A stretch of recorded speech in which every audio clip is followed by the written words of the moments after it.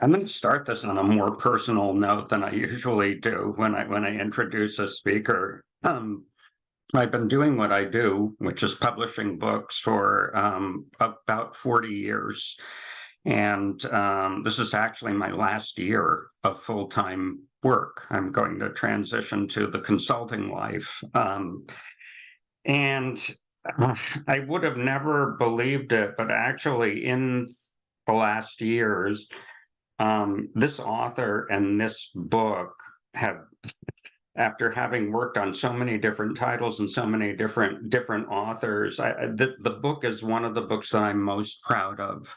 Um, uh, I didn't know Lauren Wells until I read her proposal. And a couple of things about the proposal immediately struck me. And this was the book proposal, um, which turned into There Are No Deficits Here. The first is that she was a beautiful writer. I was immediately engaged by her talent for storytelling, by the way that she really can translate high level research and theory to practitioner friendly language. But then I started to check out her experience, and I was blown away by it because it's very rare that I work with somebody who is at the intersection of teaching and policy and research. And in this case, Lauren has walked multiple walks. She describes herself as an educator, researcher, and community organizer, all of which is very accurate.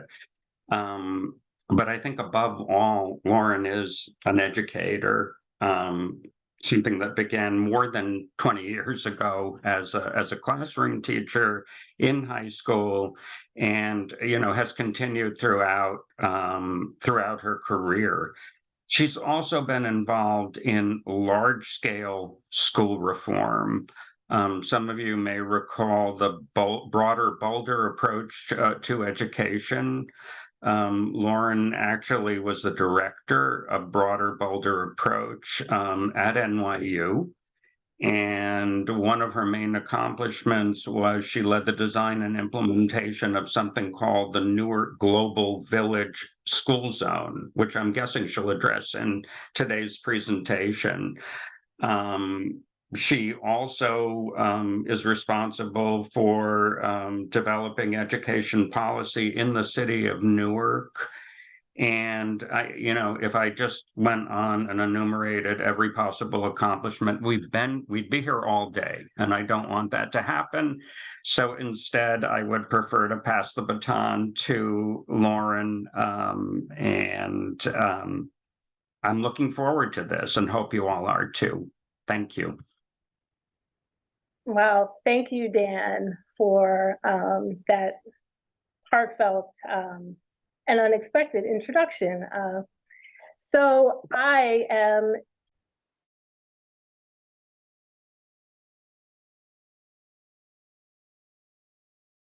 Lauren, you just went on mute. Sorry. Well, I was saying I am extremely grateful to be here. I thank Melissa Crane and Melissa Dolkos for the logistics and the technical support. And I thank Dan Alpert for believing in this book, even at times when perhaps I was struggling. And there are no deficits here. There are no deficits here in this conversation. And I believe that in order to disrupt the way that anti-Blackness works in education, that we have to diligently, intentionally, and seriously excavate deficit beliefs that we hold and that exist around us. The collage that you see on the screen are samples of my microsystem and various factors in my life that have shaped who I am as a person, who have shaped who I am as an educator. You will see significant people, my mother, my grandmother. You will see garbage cans that symbolize the first experience that I had as an educator that really began to have me thinking about how systems and policies and practices and beliefs affect the environment where learning takes place differentially for students based on race, language, zip code.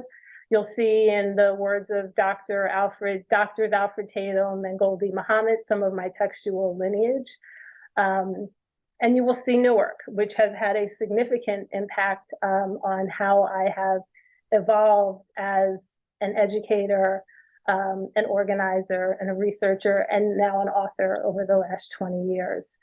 The images on the periphery represent macro aspects of my life and experience that have contributed to how I have developed. I was born in the 70s, so you'll see Shirley Chisholm, you'll see affirmative action. In college, I read the bell curve, and that was my first introduction to sort of scientific analysis of intellectual difference or perceptions of intellectual difference. And obviously the stereotypes and images that are perpetuated through mass media. And so when I think about myself and I excavate, to use the language of Dr. Silly Ruiz, the experiences, the people that have shaped me, this is somewhat representative of different parts of those experiences. And they have translated into beliefs that are significant to me. Black is beautiful, community, self-determination, social justice, and critical love, which is, again, from the work of Dr. Yolanda Sealy Ruiz. I have begun to start my work, whether virtual or in person, with affirmations of myself as a person and of my work. And I won't read the whole affirmation, I will read part of it, but I share this with you as an invitation for you to begin to think, what are the affirmative ways in which you need to talk to yourself about yourself as a person, about yourself as an educator, about yourself in relation to the students and the communities that you work with. And so I'll just read a couple of lines to you this evening, just to ground myself in my own affirmative thinking and to get this conversation going. I am guided, governed, and gifted by my commitment to taking seriously the significance of beliefs and culture in my work as an educator and my life as a human being. I examine the beliefs that are a part of the language of our educational ecosystems with rigor, critical love, and grace. I use my conscious mind to establish new beliefs and new ways of thinking that challenge the anti-Black culture that powers deficit beliefs within our educational ecosystem. I also state my purpose because I think it's important to remind ourselves that when we are in the midst of scenarios, situations, conditions over which we feel we have little control, that there are these nuggets within us and a compass within us that guides us in the direction that we need to be going. And I think that when we listen, we have a steadier, more aligned and hopeful course. I am purposefully, intentionally focused on the learning environments where Black children are educated. I identify, learn, apply, and share reflective practices that will strengthen our individual and collective capacity to imagine the spaces that center the identities, cultures, histories, experiences, and aspirations of Black students in their learning. I support educators, schools, and districts to acquire the individual and collective agency to develop the beliefs and knowledge needed to create learning environments where students' cultural and linguistic experiences, background knowledge, and ways of learning anchor their educational experiences. And that is me.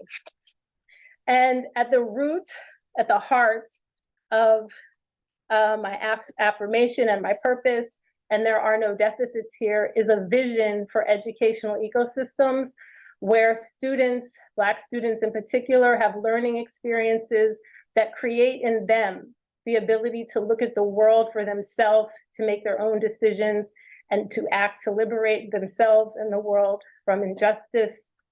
These ecosystems are governed by beliefs that affirm Black children and immerse Black children in learning where their identities and culture matter. However, as I have learned through the time that Dan described so succinctly to you, there is quite a gap between the vision and the reality.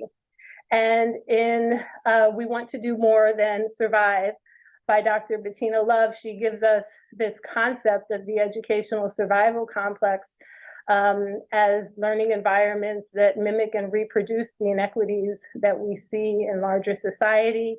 I have experienced them as a student, I have experienced them as a classroom teacher, I have experienced them as a community organizer, and I have experienced them working in partnership with schools and districts to try to create learning environments where Black students can show up as their whole selves and bring all of their culture, their background knowledge, and their genius to learning, which is often not the case.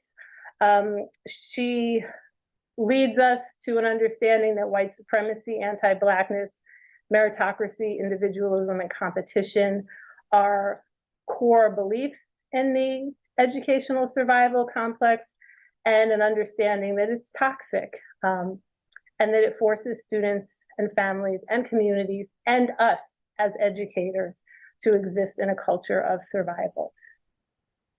So, what does survival feel like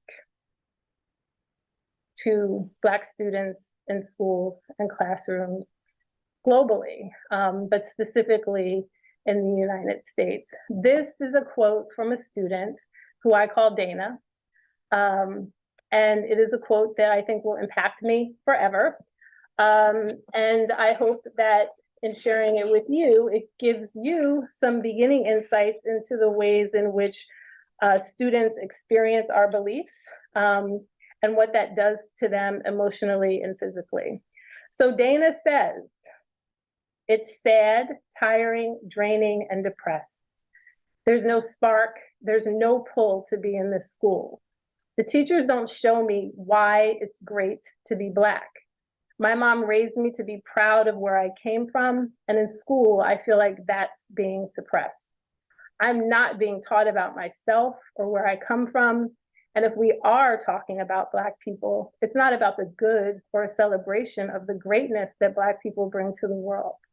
When I walk in the door of the school, it makes me not want to do my work the way I used to.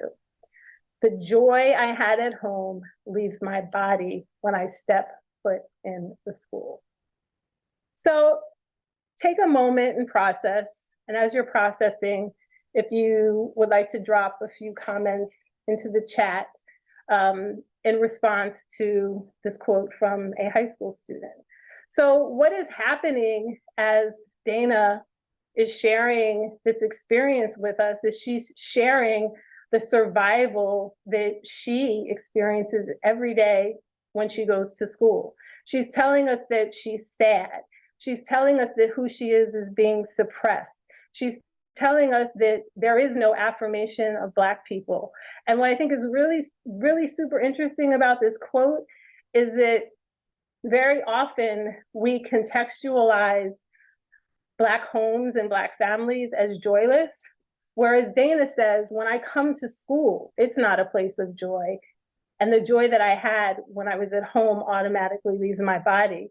So it gives us a counter narrative to the idea that there is nothing positive happening in the homes of many Black students and in many Black communities. And what's going on when a student is feeling this way in their body is what is going on when you're feeling this way in your body, or when I'm feeling this way in my body, right? Your muscles get tense, your stomach may tug a little bit, your heart starts to beat, your mouth gets dry, you may start sweating, a whole bunch of physical reactions that are all accompanied by the release of neurotransmitters and hormones like adrenaline and cortisol and norepinephrine, and that are really creating a state of being in a student that are not a state from where they can engage in or embrace learning. And then we see the students at school and we see them tense, we see them disconnected, we see them disengaged,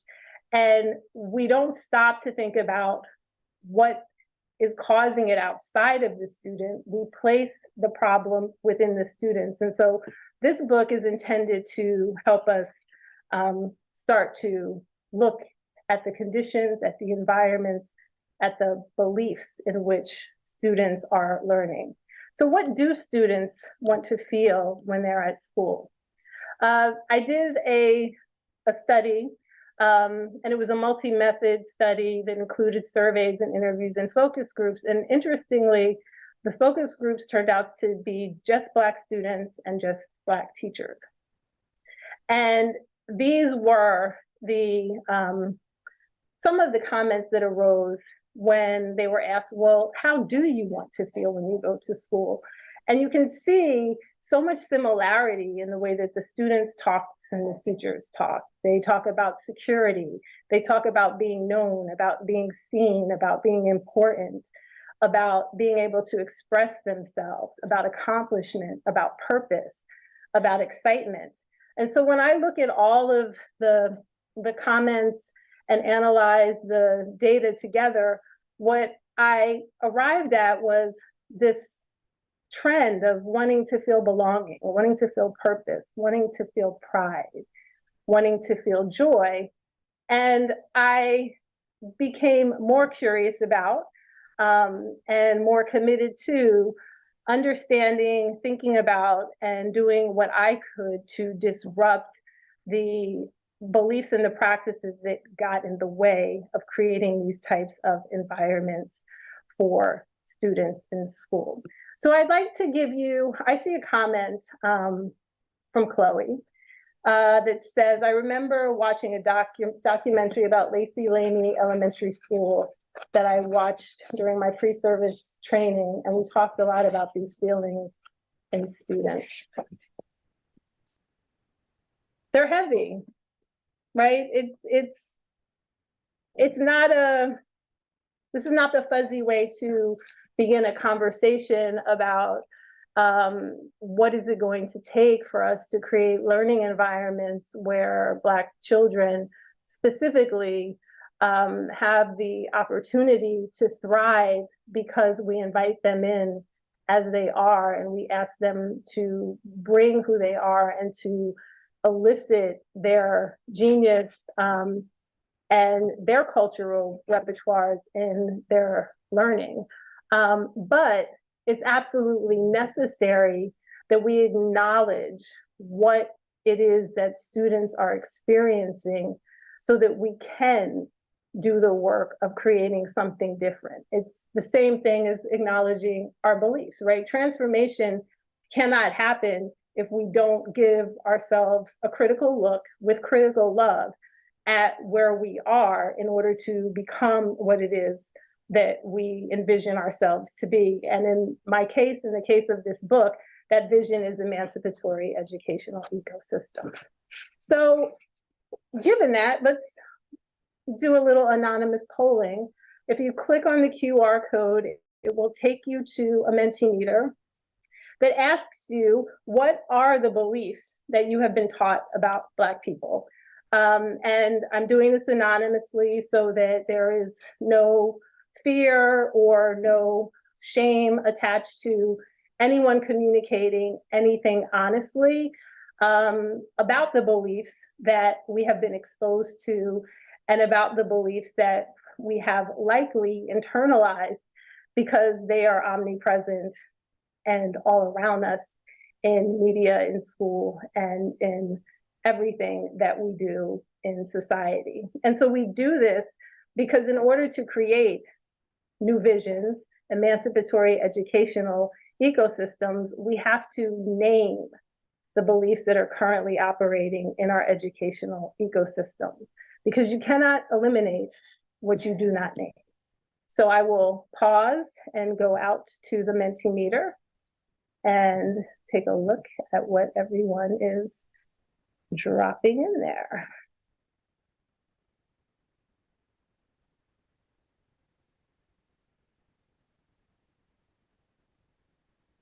Okay, guys, don't be shy.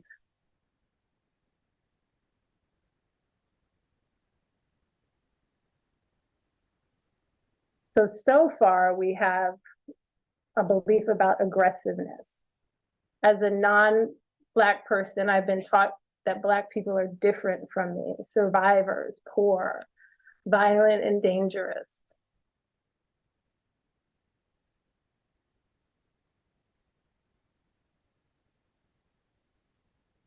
Black students hate reading, at risk.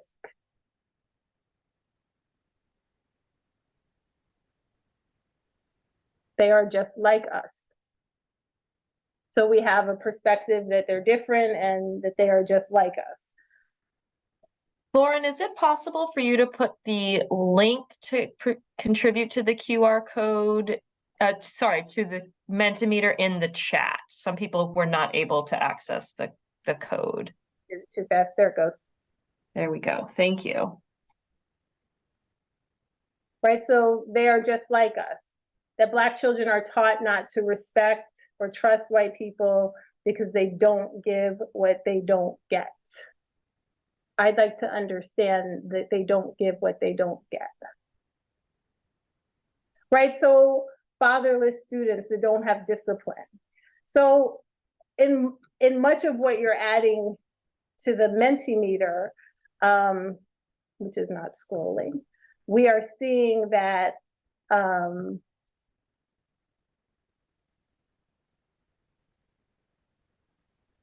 we've got a pattern around the beliefs that are emerging.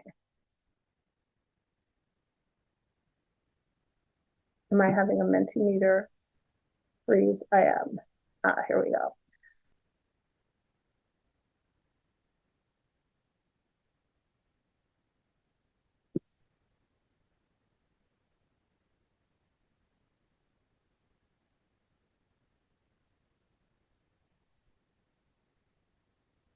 So I want to show you the Mentimeter.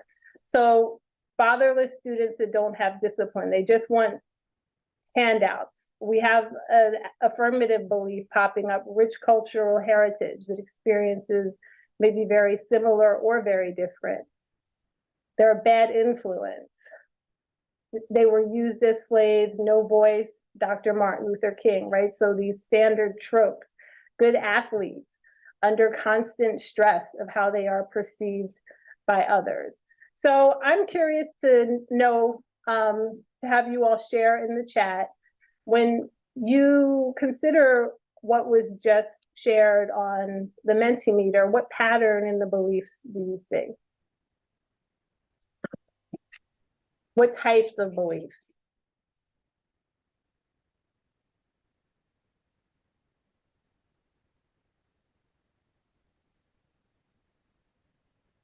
Most negative, right? So we have a lot of deficit beliefs, negative beliefs flowing through.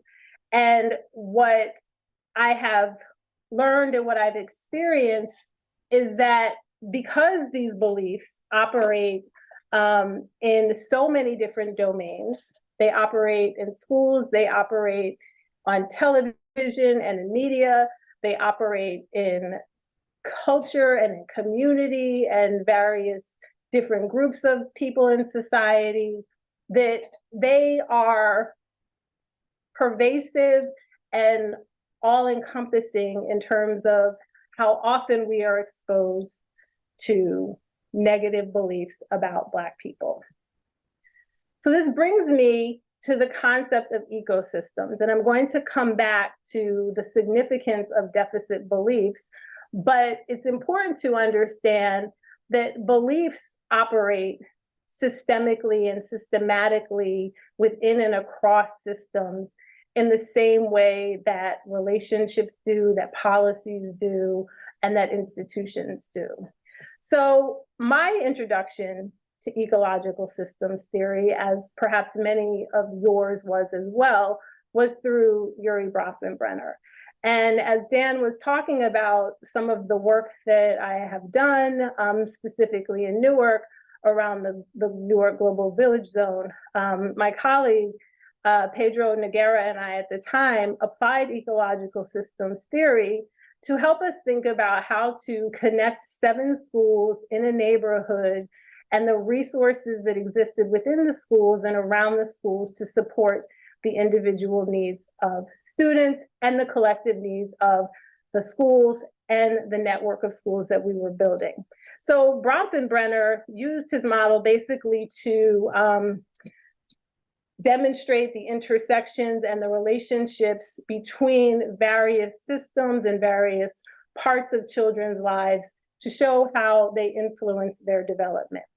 As we were making these connections to support individual students, schools, the educators in the schools, I began to make a connection to the actual institutions and to begin to see the district, the cluster of schools that we were working in, the schools themselves and classrooms, all as ecosystems, and began to carry ideas from Bronfenbrenner's theory about how systems interact around children to actually look at how systems interact to create environments for students, for educators, and for communities. So really pulling that interactional thread through. So in my lens, a school district is an ecosystem that is comprised of numerous schools that are also ecosystems that within them contain classrooms and departments that are ecosystems that all interact in various ways to support or not support the learning of students. And so what struck me about all of the connections that I was making is that what I saw were living beings interacting with each other and with their environment and with policies and with content and with curriculum. And I began to think about what happens in the world around me in ecosystems that don't have the sort of conscious ability to construct their environment in the way that we do. How does nature interact? And I went back to an ecosystem that as a child, I was very much attached to, ants, and to the work of Simone Simard around the Wood Wide Web and how trees communicate with each other via their roots to ensure their survival. And what I took away was the living things interacting with each other and also with their non-living environment are what ecosystems are. That they give us insight into how the whole and the parts interact, and they make us aware of the invisible to the invisible, and that ecosystems exist within ecosystems. I also started to understand that collective behavior is not static, that it is responsive to a dynamic environment. And for me, COVID-19 is one of the best, more recent examples that demonstrates how collective behavior responds to the environment. Also, the idea that networks, that clusters, amalgamations matter, that networks of schools matter, that the networks that teachers create within schools matter, that the networks that parents engage in to support their children and to engage with school matter. Difference is important. Difference is not a detriment. It is a resource to resiliency in the natural world.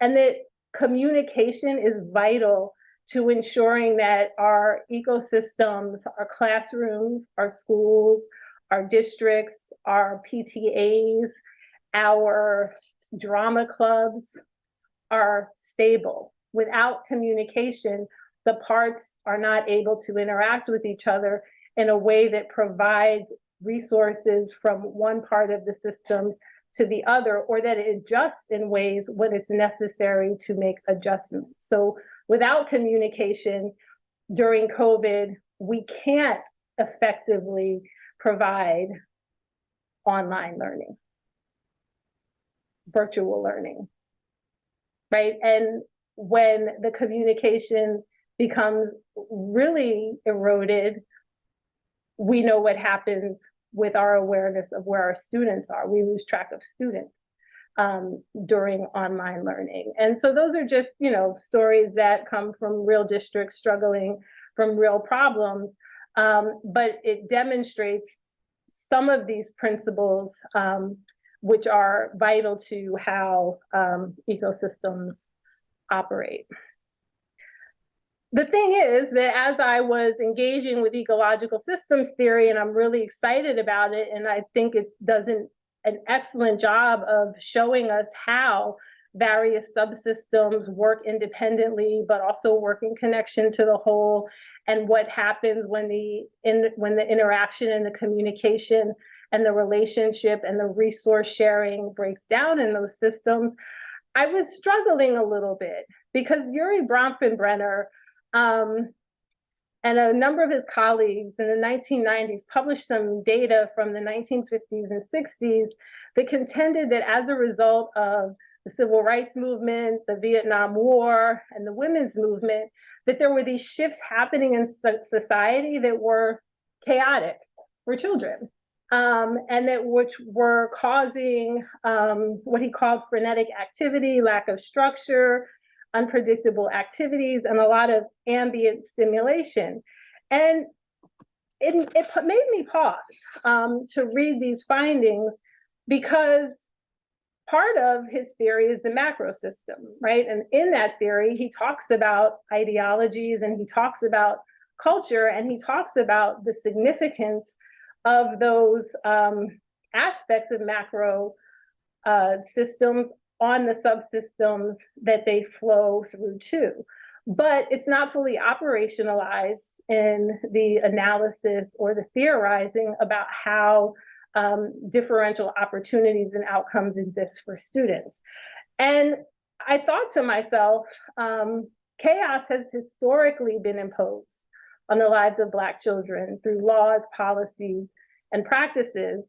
We can talk about how Black children have been dehumanized through enslavement, school to prison pipeline, adultification, the generational, ongoing, systemic impacts of poverty, from enslavement to sharecropping to historical practices around exclusion from home ownership.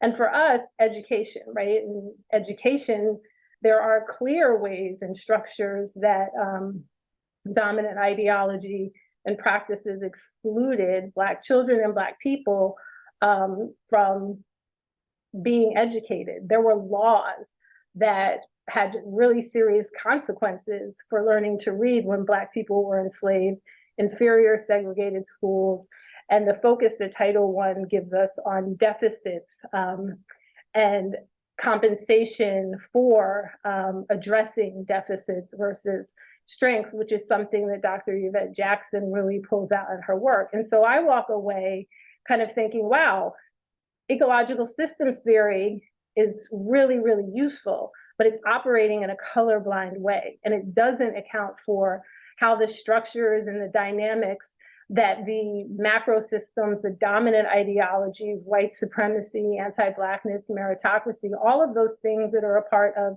the Tina Love's educational survival complex, how they create this continuum of opportunities that's not available to all students. And I land with the understanding that if we want to understand what and how people learn, that we have to lean into Dr. Carol Lee's work, and the social cultural context must be considered within and across all of the interactions that occur among systems and individuals. And that for me includes beliefs. And I start with beliefs because beliefs are part of our cognitive structuring, and everything that we do is filtered subconsciously through a belief system that translates into thoughts, that translates into behaviors and actions, that then translates into outcomes. And so the beliefs that operate in the educational survival complex are white supremacy, anti-Blackness, meritocracy, competition, and individualism. These are a few. You could probably add some more. And I think that our work as educators who want to move towards a new vision of education for Black children and for all children, that we have to name these beliefs, and we have to get serious about individually and collectively identifying how they're operating, where we are, and do what is necessary to adopt new beliefs and to implement new practices and policies that come from a new set of belief systems. So in the book, I offer a number of resources and tools. I have pause and processes embedded throughout the book that provide the opportunity for individual reflection, as well as taking the individual reflection and putting it into conversation in the collective. Because for me, right, the work is personal. We all have our personal work to do. We are all with ourselves every day. And there's no one that is going to get closer to what it is that we are subconsciously carrying around with us than us. So we have to do that work, but we also have to bring our work into a shared space where we are collectively beginning to understand what our individual contributions to the whole are. And so the pause and processes give us the opportunity to do that. And since we don't have time to do all three of these and to go through the whole process, I do just want to give you a chance to just respond to question 2 and drop some thoughts about how applying ecological systems theory impacts how your understanding of the connections, relationships, and interactions in your ecosystem. What does it make you think differently? Did it give you an aha? Were you like, I knew this already, but here's what it added? Are you challenged? Does it make sense? What's going on?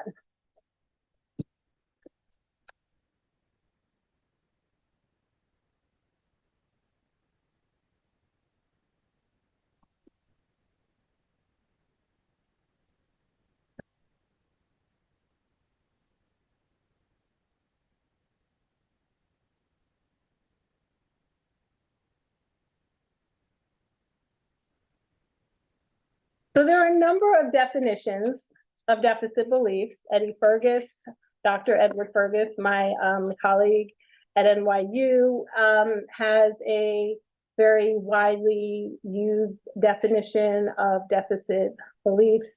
I also use this definition because what it does for me is that it really elevates the impact of systems and how we focus on individuals without examining systems and without holding systems accountable.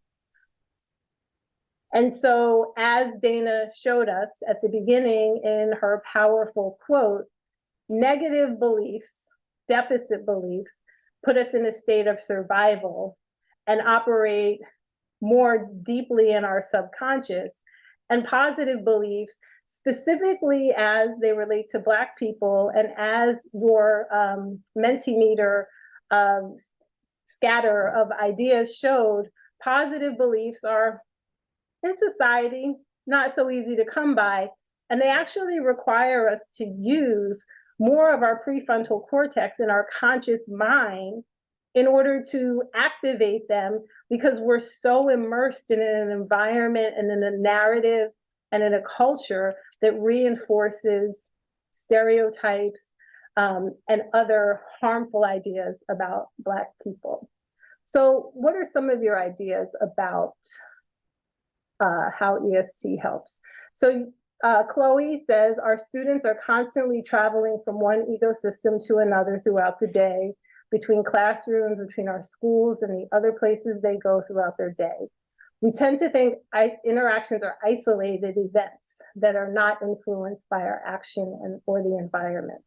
The theory clearly indicates that there are few interactions that occur in a vacuum, that there are few interactions that occur in a vacuum or isolation. The theory causes one to pause and reflect deeply on embedded practices in our schools' organizations that have a harmful impact on Black and brown children in particular. So that's what it did for me. It opened my eyes to all of these different interactions, to the assumptions that things are natural and occurring the way that they are supposed to. It challenged me to think about how a relationship over here affects a relationship over here, how a policy over here impacts a student over there. And it challenged me personally to think about what are the beliefs that I'm bringing to my work as a partner with schools, as an educator of students, as a collaborator with parents, and what are the things that I may be subconsciously holding on to that are getting in the way of me collaborating and working with others in the best and most fullest possible way. And so beliefs are important to this whole undertaking of education, because as Zaretta Hammond tells us in her work, and as her culture tree shows, beliefs are that deep culture, right? They are embedded in our subconscious. And as you move up the tree through the trunk to the leaves are what you see, but the leaves are the product of the roots.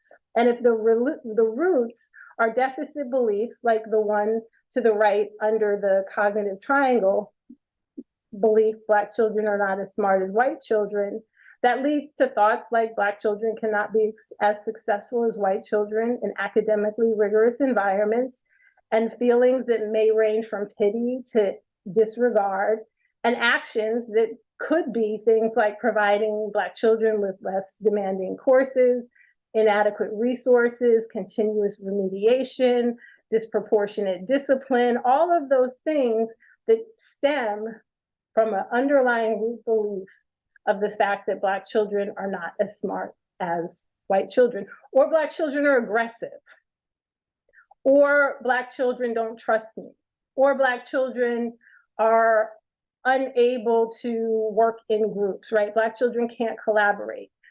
Those beliefs, coincidentally, back to the feedback from teachers, stem up to adults. And so while it may be a little easier to have a conversation as educators about students, the reality of the matter is that Black adults in school environments experience and encounter the same types of actions based on beliefs about our inherent inferiority. And so the work that we have to do is shift consciously and intentionally on an ongoing, consistent basis, metacognitively, from deficit beliefs, which are the 5 that I've included and which we could add to affirming beliefs. And in the book, I offer 4 affirming beliefs. They're just 4. I have others that are not included in the book, but that are a part of conversations that I have that help us begin to operate, right, to tune our operating system to a different frequency that allows us to have a different cognitive behavioral triangle that stems from believing in belonging for Black students, right? Believing that Black students can show up authentically as they are, and that the most powerful thing that we can give them as educators is belonging to themselves as Black students, so that they can use that to belong wherever they are, and that they never are uncertain of their value and worth to the world. Black lives matter, right? The unambiguous belief that Black lives matter, that Black people have the right to humanity and dignity, and to be joyfully and abundantly alive wherever we are. Empowerment, that our work is to help students develop the capacity and the resources to create the world for themselves and the world for others. And interdependence, that all of these things are connected, and that in our work as educators, we build relationships, we understand interconnection, we use interconnection to create environments where students have the opportunity to participate in their communities, where teachers have the opportunity to collaborate across content area and across grade level, where we're creating a vibrant, holistic undertaking where the social, emotional, and educational bonds that are in our ecosystem support the collective well-being and allow everyone in an educational ecosystem to have a solid sense of themselves within those bonds. How do you respond to my affirming beliefs? I'm curious to know. Tell me what you think. Tell me what you think. Belonging, Black Lives Matter, empowerment, and interdependence. Adopting affirming beliefs helps us shift from deficit thoughts to affirming understandings. This table comes from the work of Dr. Fergus, and I've made provided a few examples for you. I won't read or share them all. I will share the third one. Deficit-based thought. Students from disadvantaged backgrounds do not value education as much as other students. Affirming understanding. Black students value education that values them, right? So when we change the belief, we change the thought, and it leads us to different understandings, which leads us to do things differently. And that is my hope, ultimately, that we are doing things differently. Another example of a pause in process is to take some time to identify a positive belief about Black students operating in your educational ecosystem and identify a negative belief about Black students operating in your system, to look for the behaviors that provide you evidence that this belief exists. How do positive beliefs support your educational ecosystem? How do negative beliefs inhibit your educational system? And what does the data tell you? And then to bring it all together in a collective conversation. So there's tension, right? And I'm not an idealist. I used to be an idealist. But there is tension, right? There's the tension between the vision, and there's the tension between the reality.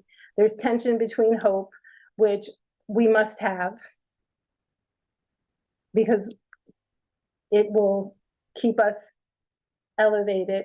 It will keep us focused. It will keep us whole and history. So these tensions are real, and I don't want to have a conversation with you that presumes they're not. But I do want to say to you that emancipatory educational ecosystems cannot be created, let alone imagined, if we as educators do not build our capacity to engage in this struggle collectively with students, communities, and each other. So this is not a solo act. It is a systemic ecosystem undertaking that brings everyone into conversation to define the collective context. What is happening here? What has happened here over time, to collectively plan about how we address what is happening where we are, and to define our collective and shared purpose. It builds partnership between all stakeholders, and it is a multi-lane highway with numerous on and off ramps, right? Everybody's not going to get on at the same place, and everyone's not going to always be able to be there at the same time. So we as educators have to be aware of that, because we understand the collective context, and we plan to make sure that there are opportunities for people to get in where they can and when they can, in ways that are not superficial, artificial, or meaningless, but in ways that deeply embed their perspectives, their voices, their understandings in all of the decision-making processes and the plans that are developed. I leave you with a tool, one example of a tool that's at the back of the book. This is the conscious collectivism tool, and it may look familiar to you. It comes from the work of Pollock, and I'm Lisa Pollock. The What Can I Do? Individual, structural, and strategy. And so in the back of the book, there's the tool, but there's also a template example that came from a teacher who engaged in the planning process or the individual work. And so it's important for us to think, right, this process, what we're in is massive, and it can be overwhelming. I have been overwhelmed. I have felt defeated. I have felt unprepared. I have felt unqualified, incapable, all of the things, because it is massive, it is historical, it is systemic, it preceded me, it will outlive me.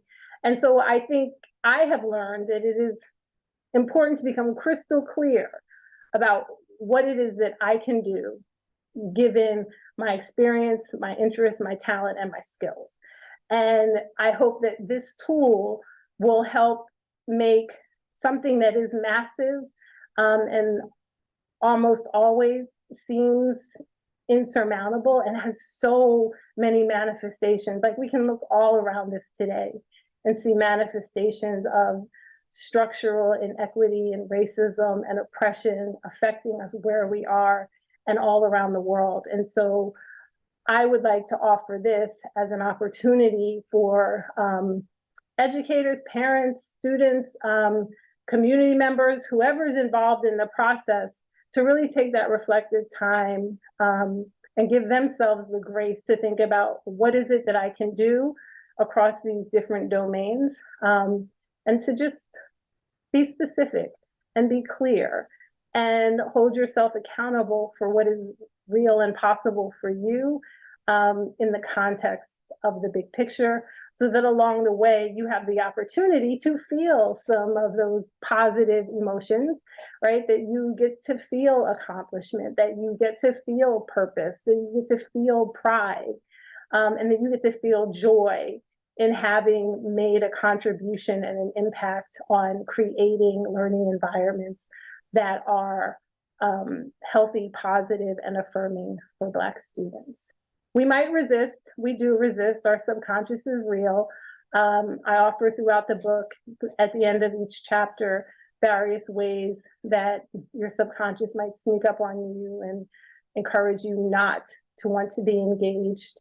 For example, not to want to acknowledge that there's race, or not to want to engage collectively with others.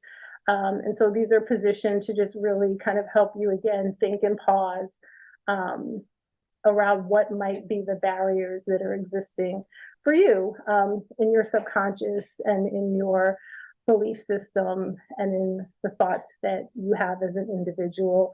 And these may also be evident in your system as well. So a few questions for you to think about for your educational ecosystem. Does my school or district have an ecological lens? Where and how do anti-Blackness and other deficit beliefs operate within my classrooms, schools, and districts? How do we individually and collectively facilitate the operation of anti-Blackness and other deficit beliefs in our classrooms, schools, and districts? I'm sorry. And the fourth question, what individual and collective commitments to dismantle the operation of anti-Blackness and other deficit beliefs have we made in our educational ecosystem? I think I'll write a blog around these questions so that they'll be available for you and you don't have to go looking for them. And I leave you with this young gem playing with an egg beater. I love my grandmother's egg beater, so it's, it's one of those things. They were great for chocolate icing. Anyway, some folks might look at this photo and, see poverty and lack and maybe a kid who doesn't have anything. I look at this photo and I see a scientist, I see curiosity, I see playing around with physics and mechanics and engineering. I see nothing but possibility. And that's the difference between a deficit mindset, a deficit belief system, and an affirming belief system about Black students and Black children. So I thank you for joining me. I think I went a little bit over time. I apologize. But I appreciate you all staying. I appreciate your engagement in the chat. And I hope to connect with you and hear from you about the book. I'm very curious and excited to know how you are engaging with it, what you're responding to, and what feedback you have for me. All right. Thank you all so much for joining us today.